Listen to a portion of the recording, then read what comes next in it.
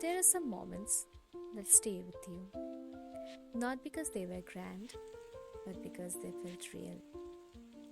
Back in 2024, I somehow managed a weekend leave, a break I squeezed out from the tight schedule of handling my job and pursuing my B.Ed.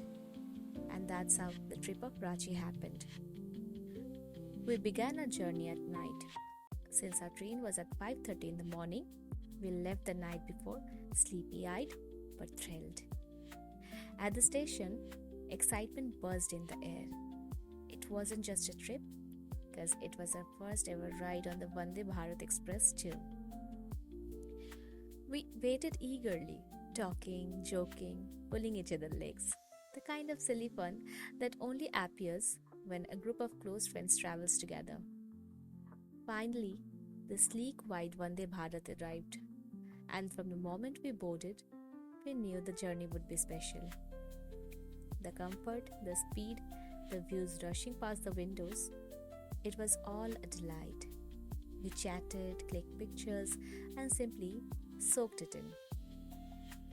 Upon reaching Ranchi, the first thing that caught my eyes were the vibrant orange flags fluttering all around. It felt like the city was dressed in saffron, warm, glowing, festive. We clicked a few photos and headed straight to our first destination, that was the Patratu Lake. The journey itself was stunning. Green hills rolling beside us, clean roads, and a peaceful countryside feel. When we reached the lake, it was beyond what I had imagined. The blue sky mirrored on the crystal clear water, the breeze creating tiny ripples that danced on the surface. It was breathtaking. No, I have never been to Kashmir, and I know comparing this to a shikara ride in Dal Lake might sound silly, but for someone like me, who can't take long holidays, this just felt right. A slice of serenity, you can say.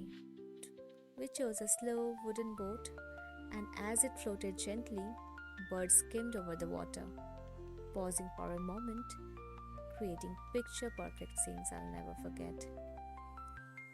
Unlike the speedboats many took, we wanted stillness, and this ride just gave us that. That evening was slow and cozy. We played Uno, joked about life, and chatted away before falling asleep. The next morning, we set out to explore waterfalls, and once again, the roads amazed me. Long stretches of scenic beauty, the kind of roads that make the journey even more beautiful than the destination. Our first stop was Jona Falls, also known as the Gautam Dhara Falls. These mighty falls are created where the holy waters of Ganga and Raru rivers meet. Dropping from a height of about 45 meters, which was surrounded by lush green forests and dense shrubbery. It was powerful, majestic, yet peaceful. Now comes a moment that I'll never forget. As I was filming my friends climbing down the falls, both Pia Lidi and Aditi Didi slipped, one after another. And yes, I caught that on camera. We laughed till our stomachs hurt. They were laughing too, not just because it didn't hurt, but because that's what memories are made of. Silly little things that becomes priceless. Next, we visited Hudru Falls, considered the most beautiful of all waterfalls in Ranchi. And when I saw it, I understood why.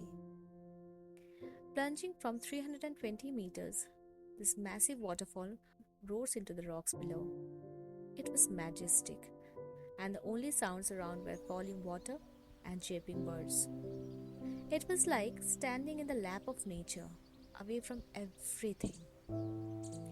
After soaking in the calmness, we sat down to have lunch amidst the forest. What truly touched me was the way it was served, not on plates or plastic, but on fresh green leaves. A small act of sustainability, but such a powerful one, you can say.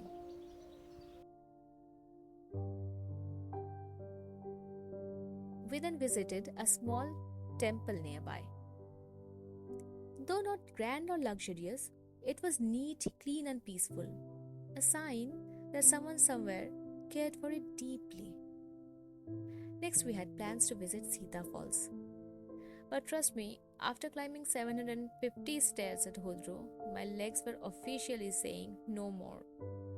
And just then, we heard the falls were closed for the day.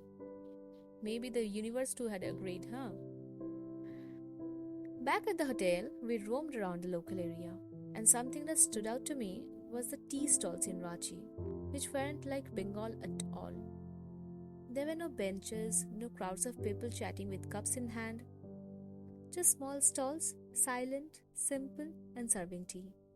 Maybe that's what they mean by cultural diversity. Small things that makes places beautifully different. So this was my short, but you can say a fulfilling trip to Ranchi. A journey filled with natural beauty, laughter, slips and falls, lakes, forests, waterfalls, and chai stalls. It felt different, but beautiful in its own way. So that was my weekend escape to Ranchi, a collection of views, laughter, waterfall, bruises, chai, and calmness. If you've ever been to Ranchi or wish to go someday, I hope this gave you a glimpse of its beauty. And if you're like me, someone with limited time but an unlimited craving for peace, trust me, a short trip like this can give you the reset you need.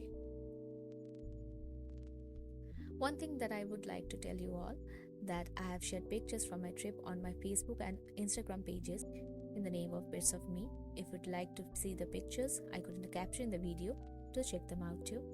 This was my Bits of Me, a little piece of joy I'm happy to share with all of you.